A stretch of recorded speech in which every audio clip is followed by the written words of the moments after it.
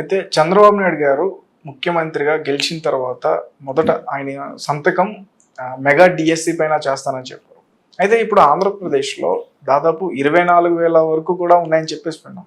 కానీ ఆయన 16,000 మందికి మాత్రమే కేటాయించారు.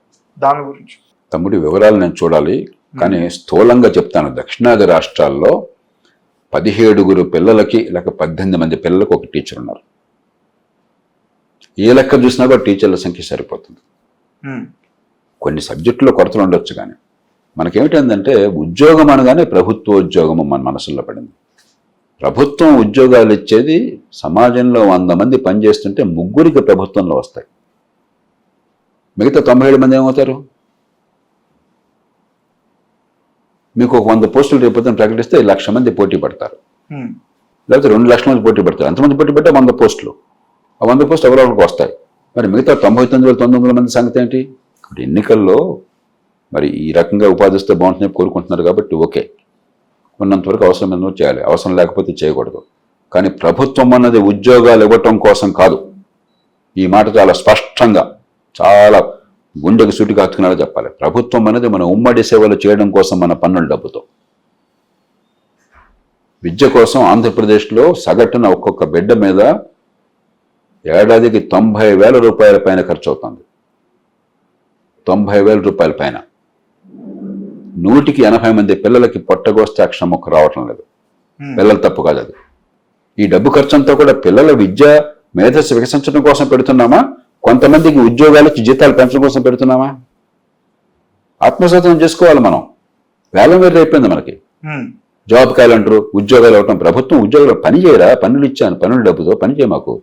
మా రోడ్లు బాగుండేట్లు చెయ్యి, చట్టబద్ధ పాలన ఉండేట్లు చెయ్యి, ట్రాఫిక్ బాగా మెయింటైన్ చెయ్యి, విద్యను బాగు చేయి, ఆరోగ్యాన్ని బాగు చేయి, పెట్టుబడులను ప్రోత్సహించు, రోడ్లు బాగు చేయి, వర్షం వస్తే వరదలు రాకుండా చేయి. అదంతా పక్కన పెట్టి పందేరాలు, జీతాలు, వాళ్ళు పోషించుకోవటాలు, తినేయటాలు, దీని నుంచి బయటపడాలి. సార్, ఇప్పుడు తెలంగాణలో కూడా ఒక ప్రధాన సమస్య ఏర్పడేది. అంటే మనం చిన్నప్పటి నుంచి వెళ్ళి పాఠ్యపుస్తకాల్లో చూస్తూనే ఉన్నాం. జనగణమన, వందే మాతరం మనం ముందు చూసుకొని తర్వాత మనం పాఠాలు చదువుకునే వాళ్ళం. కానీ ఏంటంటే ఇప్పుడు రెండు లేవు, తీసేశారు అని చెప్పేసి కొన్ని పుస్తకాలు బయటకు వచ్చాయి. ఏవి తీసేశారు? పాఠ్యపుస్తకాల్లో మనకున్న పాఠ్యపుస్తకం జనగణ, వందే మాతరం చేశారు సార్. వీడియోలు సోషల్ మీడియాలో బాగా తెలియదు. కానీ ఈ దేశంలో ఏ పార్టీ అయినా కూడా జాతీయ భావాలకు అంకితమైనటువంటిది. జాతీయ గీతాన్ని జనగణమన కానీ వందే మాత్రం కానీ తీసేద్దామని ఎవరు అనుకోరు. అదేమన్నా అంటే అపోహ ఉంటుంది. చిన్న పొరపాటు జరిగితే నాకు తెలియదు కాబట్టి మాత్రం వ్యాఖ్యానించు. అండ్ సార్, ఇప్పుడు మీరు పార్టీ పెట్టారు, మీరు ఏ ఉద్దేశాలతో పెట్టుకున్నారో అది అందరికి తెలిసిందే. కానీ ఒక పార్టీ అంటే ఎలా ఉండాలి? అంటే మేము ఇప్పుడు చూస్తున్న పార్టీలు అయితే పార్టీలు కావు. మమ్మల్ని అడిగితే మాకేమనిపిస్తుంది అంటే, ఇప్పుడు ఉన్న ఇటు తెలంగాణలో కానీ అటు ఆంధ్రప్రదేశ్లో కానీ మా తెలుగు 2 రాష్ట్రాల్లో కూడా ఉన్న పార్టీలు అసలు పొలిటికల్ పార్టీసే కాదు. వాళ్ళు నిజానికి నాయకులు కానీ ప్రజాసేవకులు కాదు అని నాకు అనిపిస్తుంది. ఇప్పుడు పార్టీకి 4 లక్షణాలు కావాలి. మొట్టమొదటిది, సామాన్య ప్రజలందరికీ రాజకీయ భాగస్వామ్యానికి వేదిక కావాలి. మన మనసులో కొన్ని ఆలోచనలు ఉంటాయి. రాజకీయ కార్యక్రమాలు పెంచుకోవాలని కోరిక ఉంటుంది, కొన్ని సిద్ధాంతాలు గొంతిన వాళ్ళని కోరిక ఉంటుంది. దానికి వేదిక కావాలి. అంటే పార్టీ కొంతమంది సొంత ఆస్తిగా ఉండకూడదు.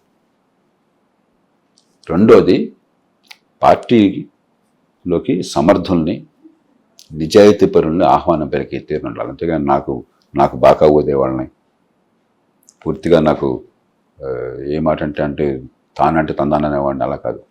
సమర్థులు, నిజాయితీ పరులు ఎవరైనా సరే పార్టీలోకి ప్రవేశం కలగాలి.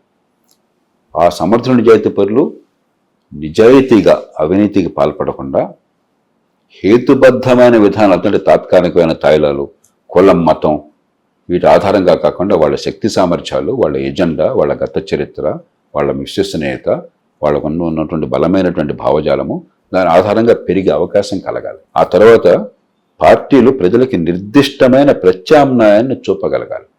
ప్రతి రంగంలో ఇక్కడ ఈ పొరపాటు ఉంది, దాన్ని ఇలా బాగా చేస్తాం, ఇక్కడ జరుగుతుంది కానీ ఇంకా ఎక్కువ చేయాలి, ఈ రకంగా చేస్తాం. ఆ స్పష్టమైన ప్రత్యామ్నాయాన్ని ప్రతిపాదించాలి. దాని ద్వారా మద్దతు కూడగట్టాలి.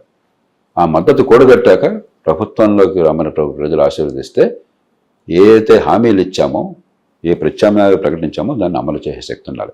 ఇవాళ ఇది మర్చిపోయినాం. పార్టీలు ప్రైవేట్ ఆస్తులని, ఒక సొంత కంపెనీ లాగా, ఒక జాగీర్ లాగా, ప్రైవేట్ ఆస్తిలాగా అయిపోయింది. ప్రజలకు ప్రత్యామ్నాయాలు చూపెట్టడం కాదు, ఏదో రకంగా డబ్బులు ఇచ్చో, లేకపోతే తాత్కాలికమైన తాయిలాలు ప్రకటించో, లేకపోతే కులం మతం ఆధారంగానో ఏదో రకంగా జనాన్ని సేకరించాలి. పార్టీలో నాయకత్వం పెరిగేది సామర్థ్యాన్ని బట్టి, నిజాయితీని బట్టి, సేవా లక్షణాలను బట్టి, నాయకత్వ లక్షణాలను బట్టి కాదు. ఎంత డబ్బు, ఏ కులం, ఎవరు కొడుకు, ఈ పరిస్థితి వచ్చింది. ఇవన్నీ మారాలి. పార్టీలు అంతర్గత ప్రజాస్వామ్యం రావాలి, రాజకీయం తీరు మారాలి. ఒక్కరోజు మారదు. కాబట్టి క్రమక్రమంగా మార్పు కోసం మనం ప్రయత్నం చేయాలి. మనం ఏం చేసాం, ఈ ఊబిలో కూరుకుపోయి ఇదే పరిపాలన అనుకుంటున్నాం, ఇదే రాజకీయం అనుకుంటున్నాం. వీడి మీద ఆడు, వాడి మీద ఈడు, ఈ కులం మీద ఆ కులం, ఆ కులం మీద ఈ కులం. దాని నుంచి బయటపడాలి, ఇంకా పరిణతి చెందాలి ప్రజాస్వామ్యం. అనిపిస్తుందా సార్ పడే అవకాశం ఉంది అనేసి? నాకేమాత్రం అనుమానం లేదు, కాకపోతే కొంచెం సమయం పడుతుంది. అనుకున్నంత వేగంగా జరగదు, కానీ ఈ ప్రజాస్వామ్యం సజీవంగా ఉంది, బలంగా ఉంది. ప్రజల మనసులో, ఉదాహరణకి ఎన్నికల్లో దేశమంతా ఈ రకంగా ప్రజలు ఫలితం ఇస్తారని మీరు అనుకున్నారా?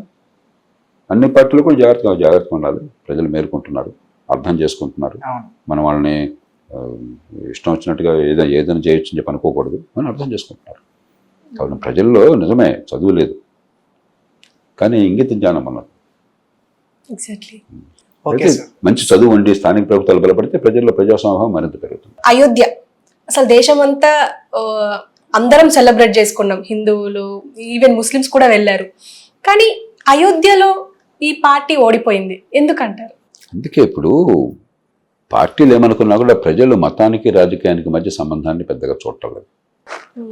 అంతేకాదు, మన సమాజంలో మనకి కులం అన్నా, మతం అన్నా, భాష అన్నా, ప్రాంతం అన్నా కొంచెం ఇతరులను చులకం చేస్తున్నప్పుడు మనం తమిళను అరవాళ్ళు అంటాం. అరవం అంటే రణగణ ధ్వని అని చెప్పాను. తమిళ భాష మన గురించి అలాగే అనుకుంటారు. అలాగే ఈ జిల్లా వాళ్ళు ఆ జిల్లా వాళ్ళకి వచ్చి, తెలంగాణ వాళ్ళు ఆంధ్ర వాళ్ళకి వచ్చి, ఆంధ్ర వాళ్ళు తెలంగాణకు వచ్చేది అనుకుంటుంటాం. చిన్న చిన్న పెద్దగా ఎక్కువ లేకపోయినా కూడా. కానీ మనకి అంతర్గతంగా ఒక స్పష్టమైన అవగాహన ఉంది ప్రజలకి. కొంచెం ఆ పరిమితి లోపల కాస్త ఇలాంటివి పర్లేదు, కానీ గీత దాటితే మేము ఒప్పుకోమని స్పష్టమైన అవగాహన ప్రజలకు ఉన్నది. అందుకని మతం విషయంలో కానీ, కులం విషయంలో కానీ, ప్రాంతం విషయంలో కానీ మనం కొంచెం ఎక్కువగా వెళ్ళిపోయి విభేదాలు సృష్టించే ప్రయత్నం చేస్తే ప్రజలు ఎప్పుడు తిరస్కరిస్తారు.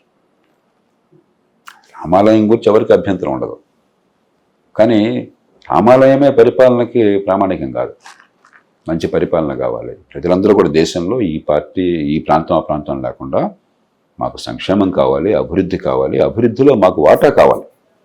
ఇవాళ ఏమవుతుంది, అభివృద్ధి ఫలాలు కేవలం బాగా నైపుణ్యం ఉన్న వాళ్ళకి, మంచి చదువు ఉంటే, నిజమైన చదువు ఉంటే, పట్టణాల్లో నివాసం ఉంటే, నెట్వర్క్ ఉంటే వాళ్ళకి లాభం ఎక్కువ వస్తుంది. మరి గ్రామాల్లో ఉన్న పేదలు, పనికిమాలిన చదువు, సర్టిఫికెట్లు ఉన్నా కూడా ఉపయోగం లేని చదువు, పట్టుకున్న నాథుడు లేడు, వాళ్ళ సంగతి ఏంటి? కాబట్టి ఈ ఎన్నికలను మనం ఎలా చూడాలంటే, ప్రజలు వేగంగా మార్పు కావాలని కోరుతున్నారు. ఒకప్పుడు మిగతా వాళ్ళ జీవితం ఎట్లా ఉంటుందో మనకు తెలిసేది కాదు. ఇవాళ సోషల్ మీడియాలో, టీవీలో అందరికీ అర్థమవుతుంది. మరి నా సంగతి ఏంటి, ఆయన అంత పెరిగిపోతున్నాడు కదా, నేను పెరగట్లేదేంటి అని ప్రజలు ప్రశ్నిస్తున్నారు. ఈ ఓటుకు అర్థం అది. కాబట్టి మీరు ఎన్నైనా చేయొచ్చు, చివరికి ప్రజలు చాలా వేగంగా మార్పు కావాలని కోరుతున్నారు. ప్రజల్లో ఒక అసంతృప్తి ఉన్నది, ఇది చాలదు అని పేద ప్రజల్లో. దాన్ని అర్థం చేసుకుని ఆకాంక్షలకు అనుగుణంగా తాత్కాలికమైన తాయిలాలతో డబ్బుతో లోపరుచుకోవడం కాకుండా వాళ్ళ శక్తి సామర్థ్యాలు పెంచి వాళ్ళ ఆదాయాలు పెంచేందుకు ప్రయత్నాలు చేయాలి. ఇంక్లూజివ్ డెవలప్మెంట్ అంటాం. ఆ సమగ్రమైన అభివృద్ధి, పేదలను భాగస్వాములుగా చేసి వాళ్ళతో సంపద సృష్టింపజేసి వాళ్ళ ఆదాయాలు పెంచే అభివృద్ధి కావాలి. ఈ వర్డ్కి అర్థం అది.